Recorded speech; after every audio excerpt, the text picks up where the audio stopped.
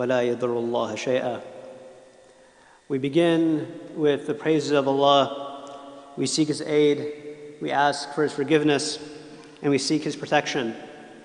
Whomever Allah guides, none can misguide, and whomever He misguides, none can guide. We bear witness that He is Allah, He has no like, and that Muhammad sallallahu alaihi wasallam, literally the man of praise, is His slave and His final messenger. We praise Allah as well for gathering us on this day of Jumu'ah, on this day that is a reminder of that first gathering, on the first time that mankind was all brought together on Yawm al-Mithaq, on the day of the covenant. On that day, Allah brought us forth from the loins of our father Adam alayhi salam and asked us, Alastu bi rabbikum? Am I not your Lord? And we all testified and we bore witness, Bala, indeed you are. And so we know that we are gathered here today to remember that gathering and to be warned that we will be asked again on Yawm al-Qiyamah when we are gathered again, whether we remain faithful to that original primordial covenant. This life is a reminder of that life of Yawm al-Mithaq. And what we know as the fitrah, what we know as human nature, that part of ourselves that brings us back to Allah time and time again, that part of ourselves that knows what's right and wrong often when our minds cannot justify it. That part of us that is the fitrah, that fitrah was stamped into us because of that day. It is a memory of that day. But often in this world, often in this life, especially here in the Silicon Valley, it's easy to live a life where we forget about that fitrah. It's easy to begin to think in thought patterns about changing the world, about bettering the world, about engineering a better future. And oftentimes when we do this, we forget to check ourselves. We forget to ask ourselves whether this change that I advocate for, is it indeed something good and worthwhile? Because we know that a person may mean well, but the road to hell is paved with good intentions. The Arabs say, "Al-ka'su la yandah illa ma fih." A cup can only pour out what it contains. A person can only give to others inasmuch as he possesses something in and of himself. A person without humility will find himself unable to convince others to be humble. He won't be able to convince his children. He won't be able to convince anyone who will even listen to him. A person who is not just to himself and what he owes to himself, a person who is not just within his family, cannot direct the community to justice because he does not have it inside of himself. And a person without knowledge of what is right and what is wrong will never be able to communicate what is right and what is wrong, or make others follow or make the wrong right. I say this because many of us in Silicon Valley who as engineers have been taught to believe that the human being is imperfect, taught to believe that the human being has deficiencies that need to be perfected, that we are made of a bad design, and that we can engineer a better future for ourselves. But consider what all this engineering has brought us. Consider what the last wave of social media that we were told it was meant to improve human communication, engineered as a way to keep friends connected at all times, even over long distances. But now, after a decade or so of social media, the dangers of social media have become all too apparent. The atrophying that it causes of human faculties. One study shows that today's young generations are far more able to read emojis than they are to read human emotions on facial expressions. Another study has found that an increasing percentage of people under 30 spend more of their time socializing through screens than they do in person. There's a rise in the rates of social anxiety that affects people more and more when they realize that the persona that they've spent so much time cultivating over text messages and over social media, that can't be maintained face to face because they haven't cultivated it in their hearts. All of what this teaches a person isn't connection like it was intended to do. It teaches disconnection. It teaches dissonance. Because the person that the user interacts with on the screen is both there and not there. And so the soul learns to connect and not to connect at the same time. The soul learns, in other words, to always be distracted. And a distracted heart that's always seeking its next dopamine hit. It can never form healthy human connections. It will never feel close with family members. It will never bond with friends. Such a will pass by God's signs blindly. He'll be too absorbed with the screen in front of him to understand the world around him. An entire half of him will cease to be functional. The artistic side of him, the poetic side of him, the intuitive side of him, what scientists call the right brain hemisphere activity. Is it any wonder then that these traits, jobs that require these traits, are dismissed, that they're undervalued? Is it any wonder that we see a rise in the rates of alienation, loneliness, depression because people lack a hope in life, anxiety because they have not built any resistance to the hardships of life? This rise in mental illness, the Quran tells us, directly ties back to this learned disconnection from the world, this disconnection from others and from ultimately ourselves.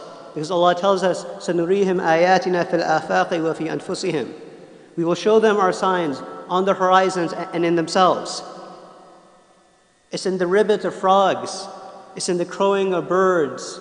It's in the crowing of roosters that Allah reveals Himself to us. Because animals glorify Allah's praises. It's just tasbihat that we are listening to. But how often are you remembered? How often does an alarm going off in the morning, blaring in the morning, remind you of Allah? How often does it remind you to do the dhikr that is part of our sunnah? This illness of the mind, this illness of the soul, is a symptom of deeply dysfunctional lifestyles, deeply anti-fitri lifestyles, lifestyles that we have engineered because of so-called human deficiencies, without seeing that these deficiencies serve a larger purpose, without recognizing that the challenges of physical labor build fortitude, without recognizing that the complexities of social interactions build emotional intuition, without realizing that when we live neighboring an uncontrolled wilderness, that we will be accustomed to not seeking control in every minute detail of our lives, that we will be able to live in surrender to Allah's decree. And this is ultimately what the Sharia comes back to. Every ibadah in the Sharia teaches the soul to be rooted in this life, rooted in itself, rooted in its society. The Shahada is not considered valid until a person says it in front of the Muslim community. For prayer, Allah's command in the prayer is not sallu. Allah doesn't say pray in the Quran. He says aqimus salah. He says establish the prayer, establish the congregation, because the default for prayer is that it's done in congregation as a group, shoulder to shoulder. Zakat, again, is intended by default to be a social institution.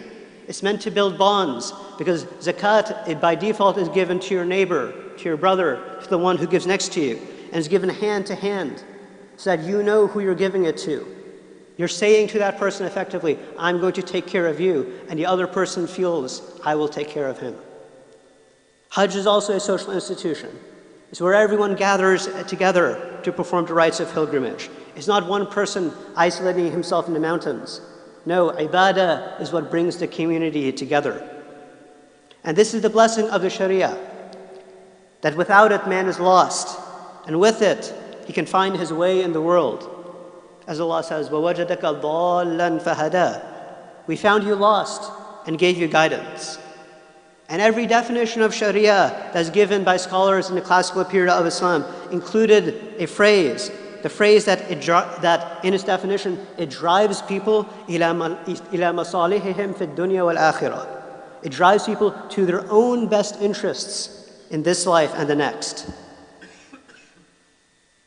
And so the purpose of the Sharia is to clear away all these illusions that we have about life, is to clear away all of the delusions that we might get stuck in and that we might waste our lives in.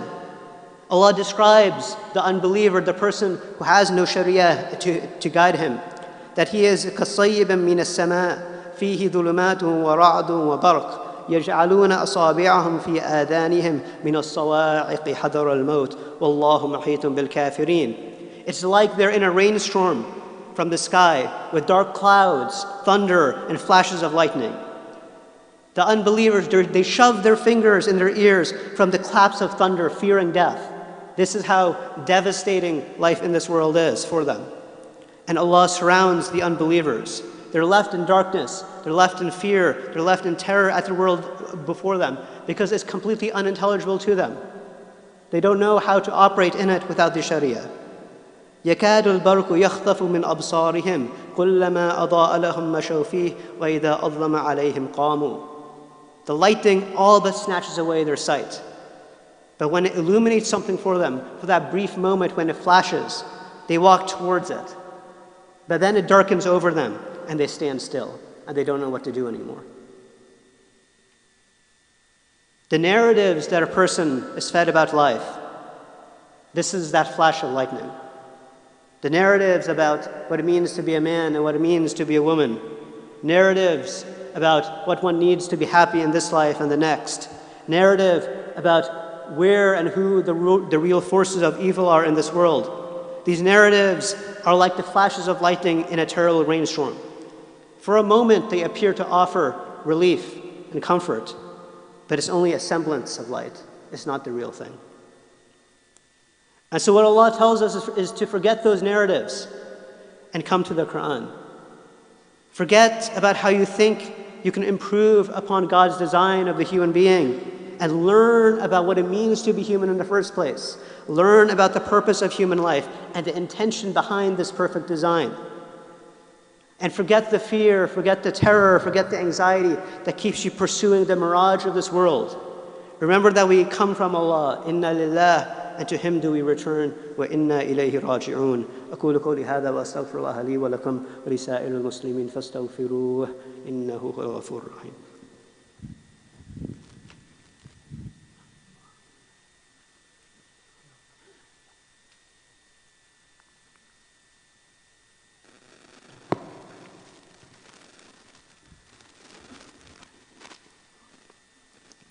Bismillah walhamdulillah wassalatu wassalam ala rasulillah sallallahu alayhi wasallam.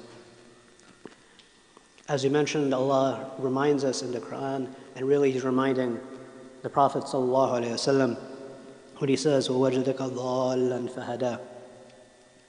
We found you lost and we guided you.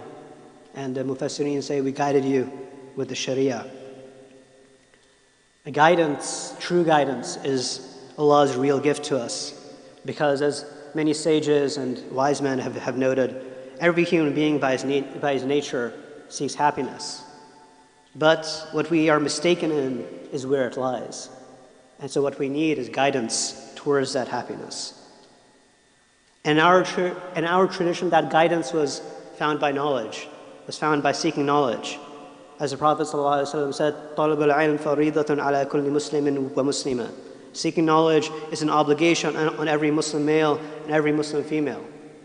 And the Prophet ﷺ described the virtues and honors of seeking knowledge. And what are all of the blessings that Allah bestows a person with if he does so.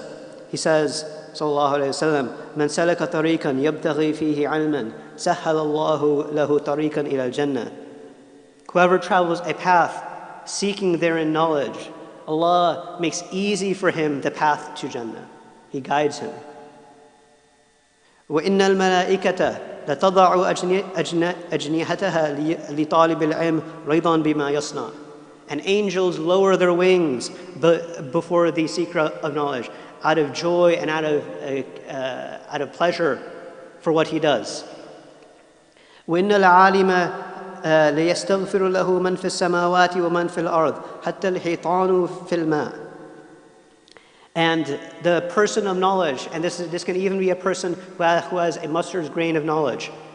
The person of knowledge, everyone in the heavens and everyone in the earth seeks forgiveness for him. Even the fish in the ocean seek forgiveness for him. وَفَضْلُ الْعَالِمِ عَلَى الْعَابِدِ كَفَضْلِ الْقَمَرِ عَلَى سَائِرِ الْكَوَاكِبِ. The virtue and honor and rank of the person of knowledge over the person who just worships Allah in ignorance is like the relationship of the moon to other stars in the sky. The light of the moon is so much greater than the stars in the sky. وَإِنَّ الْعُلَمَاءَ وَرَثَةُ الْأَنْبِيَاءِ. And verily the people of knowledge are the inheritors of prophets. وإن الأنبياء لم يورثوا دينارا ولا درهما وإنما ورثوا العلم فمن أخذه أخذ بحظ وافر. For verily the prophets, they do not bequeath gold nor silver. What they give in inheritance is knowledge. And so whoever takes it has taken and seized a great bounty. And so this is the guidance. This is the way out of that darkness that we all find. And this is the way out of the narratives of life that the people in the dunya will try to sell you. It's knowledge of the Quran. It's knowledge that is found in this deen.